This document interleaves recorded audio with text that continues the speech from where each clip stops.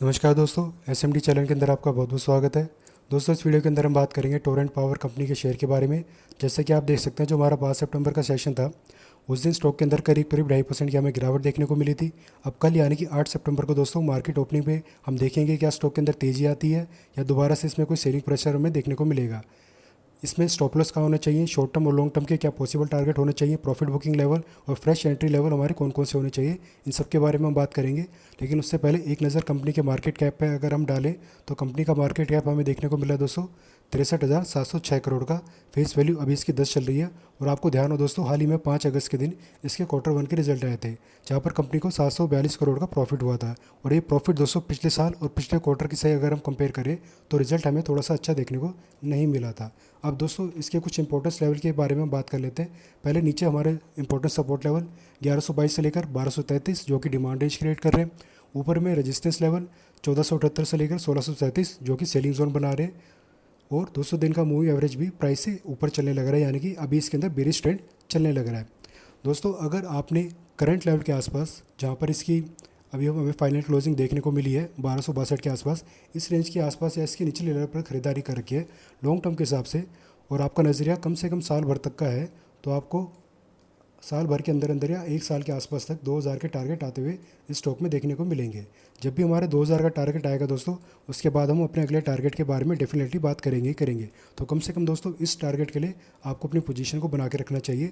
और अगर आपने अभी तक अपनी पोजीशन नहीं बनाई है तो दोस्तों या तो पहले सपोर्ट या फिर डिमांड रेंज के बीच में जब ये स्टॉक का प्राइस आएगा तब हम इसमें खरीदारी करेंगे। और जब भी अपने सपोर्ट और डिमांड रेंज के पास हमें देखने को मिलेगा तो दोस्तों दो चीज़ों को हम जरूर कंसीडर करेंगे तब।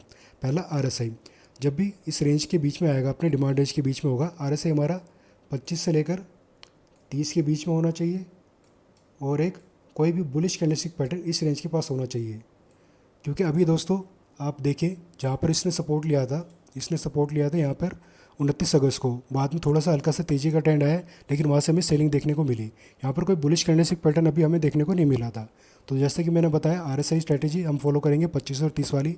और कोई भी बुलिश कैंडलस्टिक पैटर्न, मान लीजिए हैमर कैंडलस्टिक पैटर्न हमें यहाँ पर बनता हुआ देखने को मिल गया, तो शॉर्ट टर्म वाले इसके लो पर अपना SL लेकर चलेंगे, या इससे 10-15 पॉइंट नीचे तक अपना SL लेकर चल सकते हैं। और टारगेट या तो 200 दिन का मूविंग एवरेज या फिर पहला रेजिस्टेंस, ये शॉर्ट टर्म वालों के लिए टारगेट रहेंगे दोस्तों। और लॉन्ग टर्म के लिए मैंने आपको बता दिया कि 2000 के कम से कम हमारे टारगेट रहेंगे। तो दोस्तों इन लेवल्स को आप जरूर ध्यान में रखिएगा, ये आपको जरूर मदद करेंगे ट्रेडिंग करने के लिए। और इसके अलावा दोस्तों, अगर सेलिंग साइड में अभी हमें पोजीशन बनानी हो तो फिलहाल अपनी सेलिंग साइड में हम कोई पोजीशन ना बनाएं तो ज़्यादा अच्छा रहेगा, क्योंकि हमें यहाँ से लॉस होने के पूरे पूरे चांसेस होंगे। अगर किसी ने सेलिंग साइड में पोजीशन बना रखी है दोस्तों, अगर ऊपरी लेवल से, तो अपने बिल्कुल सपोर्ट के पास ही आ चुका है, तो यहाँ से आप अपने मान लीजिए कल के दिन 8 तारीख को अगर बिल्कुल सपोर्ट को टच कर जाता है तो सेलर जो भी है इसमें, तो वो अपनी पोजीशन को स्क्वायर ऑफ कर ले और प्रॉफिट के साथ यहाँ से एग्जिट कर ले, वरना आपके स्टॉप लॉस भी यहाँ पर ट्रिगर हो सकता है, क्योंकि इस रेंज पर हमें तेज़ी का ट्रेंड दोबारा से बनता हुआ देखने को एक बार के लिए मिल सकता है। क्योंकि इसमें अभी कोई बड़ा इवेंट आने वाला नहीं है। इसका जो सबसे बड़ा मेजर इवेंट था इसके रिजल्ट का, वो रिजल्ट का इवेंट भी जा चुका है।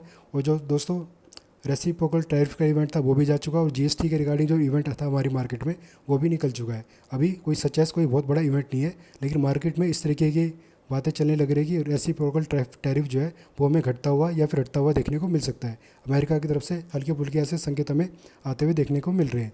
तो हो सकता है दोस्तों कल का मार्केट थोड़ा सा तेज़ी का भी मार्केट हो सकता है, यानी कि स्टॉक में भी कल के दिन थोड़ी बहुत तेज़ी हमें देखने को मिल सकती है। तो दोस्तों जो मैंने आपको पहले ये आपको बताया, बाइंग साइड में हमें कब पोजीशन बनानी है, उस लेवल का शॉर्ट टर्म वाले स्पेशली ध्यान रखें और इस हिसाब से अपनी स्ट्रेटजी को बनाएं। जो मैंने अभी आपको लेवल्स और स्ट्रेटजी बताई है उसको ध्यान में रखकर ही आप अपने शॉर्ट टर्म वाले इसमें इन्वेस्टमेंट करें तो ज़्यादा अच्छा है। और लॉन्ग टर्म वाले आराम से दोस्तों करंट लेवल पर भी खरीद सकते हैं और निचले लेवल पर भी खरीदारी करके आराम से बने रह सकते हैं। और दोस्तों और एक और मैं आपको जरूरी बात बताना चाहता हूँ इसी स्टॉक के रिगार्डिंग। ये तो रेंज हमारी बहुत ही ज़्यादा मजबूत रेंज है दोस्तों, लेकिन इसके अलावा दोस्तों एक रेंज हमारे नीचे और देखने को मिल रही है, जो कि है 898, यानी कि मोटा मोटा आप इसको 900 मान लीजिए, 900 से लेकर 981। ये एक रेंज है दोस्तों जो हमारे लिए बहुत ही ज़्यादा इंपॉर्टेंट है। ऐसा मैं क्यों कह रहा हूँ दोस्तों, मैं आपको दिखाना चाहता हूँ यहाँ पर। और आपको बता दूँ दोस्तों, डे चार्ट पर इस वक्त मैंने खोल रखा है। डे चार्ट पर दोस्तों एक हल्का सा गैप हमें देखने को मिल रहा है, और ये गैप बना था दोस्तों 4 जनवरी 2024 को, यानी कि करीब करीब 1.5 साल मान के चलिए। यहाँ पर एक हल्का सा हमें गैप देखने को मिल रहा है। अगर दोस्तों हमारी जो ऊपरी रेंज है, ऊपरी की जो ये डिमांड रेंज हमारी 1233 से लेकर 1122, अगर 1122 की सपोर्ट का दोस्तों इन फ्यूचर अभी तो इसका ब्रेकडाउन नहीं होगा, लेकिन आगे चल के 5-6 महीने में अगर इसका ब्रेकडाउन अगर हमें कभी देखने को मिल जाता है तो दोस्तों इन लेवल्स को आप जरूर ध्यान में रखिएगा। इसी रेंज के आसपास आने पर तब यहाँ पर हमें एक और मौका मिलेगा इसमें अपनी पोजीशन को बनाने का बाइंग साइड में। तो दोस्तों मुझे उम्मीद है ये लेवल्स आप जरूर ध्यान में रखेंगे अपने, और एक गैप, क्योंकि दोस्तों कभी भी किसी स्टॉक के ऊपर हमें गैप देखने को मिलता है तो उस गैप का करेक्शन होने में कभी तो जल्दी हो जाता है, लेकिन कभी कभार साल 2 साल का भी टाइम लग जाता है। इस स्टॉक में एक बार दोस्तों कभी ना कभी हमें बड़ी सी सेलिंग भी शायद देखने को मिल सकती है, कुछ ना कुछ कारण ऐसा जरूर निकल कर आ सकता है। अगर ऐसा पॉसिबल होता है तो दोस्तों ये लेवल्स तब हमारे लिए बहुत ही ज़्यादा इंपॉर्टेंट होने वाले हैं बाइंग साइड में पोजीशन बनाने के लिए। जब भी अपने गैप के आसपास से इस गैप का करेक्शन करेगा, यहाँ से आप डेफिनेटली अपनी बाइंग साइड में पोजीशन बनाकर चल सकते हैं।